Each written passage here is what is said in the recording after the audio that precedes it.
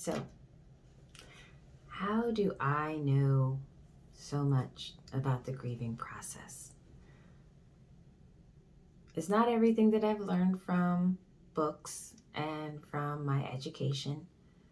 It is definitely from experience as well. In January of 2007, I lost my father.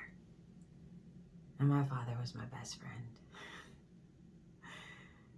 He was the person that I wanted to tell everything to, and I did. The things that poor man had to listen to. Because I would do something and I would say, nope, there's no way, I am not telling Dad about this. But as soon as I saw him, I couldn't help it. I just like, Dad, you will never guess what I did.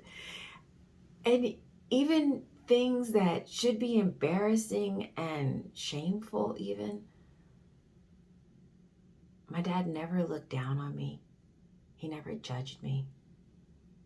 He had a few times of saying he was disappointed, but that was the extent of it. He never hung things over my head, made me feel less than. He was such a pillar in my life. And when I lost him, that's when I understood how integrated he was, how much a part of me he still is. I wouldn't be the parent that I am had he not been the parent that he was. I wouldn't even be the therapist that I am had he not been the father that he was. I owe everything that I am to my father, and everything he ever taught me, every story he ever shared, every encouragement he ever gave. And I know grief and I know loss from having lost him. And yes, it's been 15 years now since he's been gone. And I still wake up days wishing I could say good morning to him. It's really weird. My dad, he liked to drink coffee. I mean, he wasn't a connoisseur or anything like that, but he liked to drink coffee.